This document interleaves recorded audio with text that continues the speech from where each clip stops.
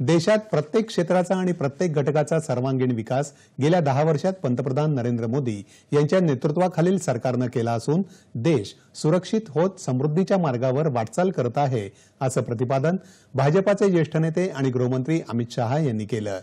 नवी दिल्लीत सुरू असलेल्या भाजपाच्या राष्ट्रीय कार्यकारिणीच्या बैठकीत ते आज बोलत होते। 2047 पर्यंत भारत कशा प्रकारे विकसित होईल हा संदेश घेऊन आम्ही जनतेपर्यंत जाऊ। पंतप्रधान नरेंद्र मोदी यांना पुन्हा या पदावर बसवण्याचं जनतेनं निश्चित केलं आहे, असा विश्वास त्यांनी व्यक्त केला।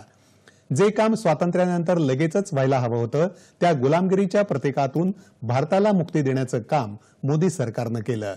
सरकारच्या येणाऱ्या तिसऱ्या कार्यकाळातही दहशतवाद, कट्टरतावाद आणि नक्षलवादाचा पूर्णपणे नायनाट करत भारत अधिक समृद्ध होईल, असं शहा यांनी यावेळी सांगितलं। कार्यकाल में उग्रवाद और आतंकवाद और नक्सलवाद अपनी अंतिम सांसें गिन रहा है।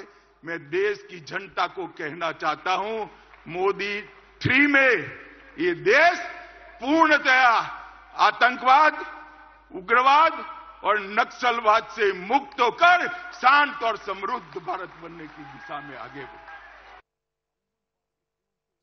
यावेळी त्यांनी काँग्रेससह संपूर्ण इंडी आघाडीवर जोरदार टीका केली। लोकशाही संपुष्टात आणण्याचा या आघाडीचा उद्देश आहे। काँग्रेससह या आघाडीनं कायम दलित, आदिवासी आणि मागास समाजाचा केवळ मतांसाठी वापर केला।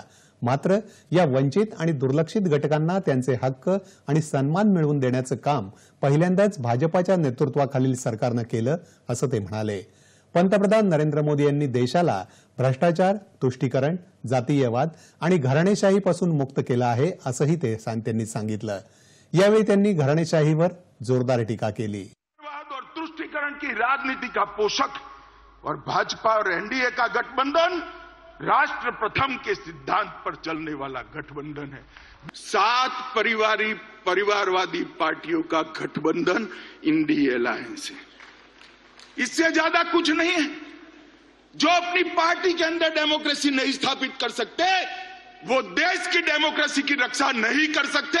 ये देश की जनता को, आपकी पार्टी लोकतांत्रिक पार्टी नहीं है, आपकी पार्टियां लोकतांत्रिक पार्टियां नहीं है, आप देश के लोकतंत्र का रक्षा नहीं कर सकते। एक और मोदी जी के नेतृत्व में डेवलपमेंटल अलायंस है और दूसरी ओर राहुल जी के नेतृत्व में डायनेस्टिक अलायंस है।